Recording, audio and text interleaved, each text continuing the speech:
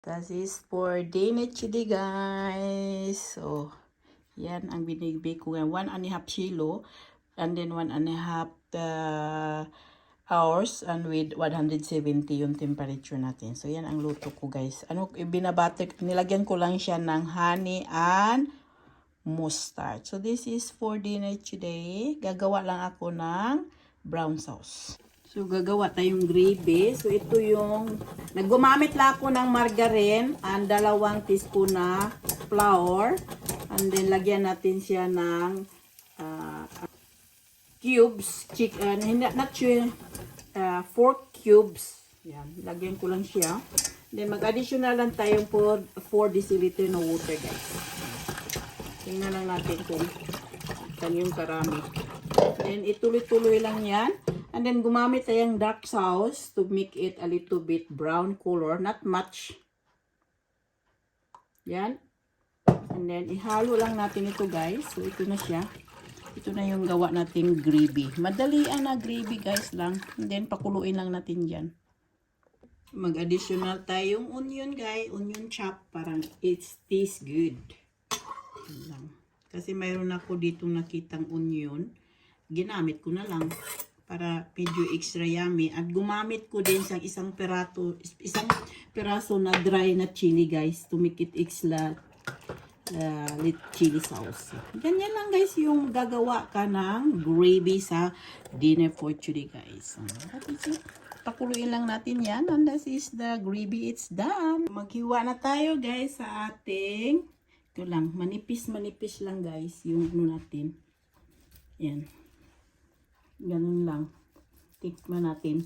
Kanina pang umaga ito. Oh, yes. It's colorful.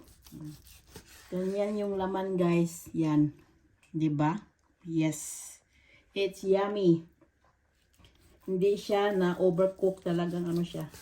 Katamtaman lang siya, guys. Ganyan ang luto natin ngayon. Diba? Yan. That is it. Yan, ito siya, guys. Ang ganyan. Diba? That is it. Dinner for today. Maano siya, guys. Safety siya na safety. That is it. Ayun na dinner, guys. That is dinner for today. So, binibig ko na yan. That is it. Mayroon tayong leftover na couscous. Gawa ako ng gravy.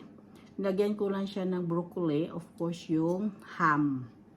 Ginawa ko kaninang umaga. Bago ako nagtrabaho, binibig ko na siya. So, pag uwi natin, wala na. Diretso na. So, eating time na tayo, guys.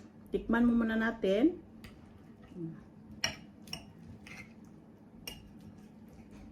Yummy.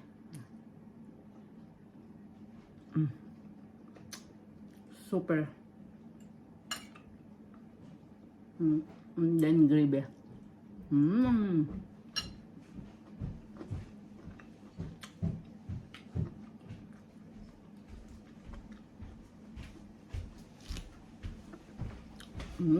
Yummy.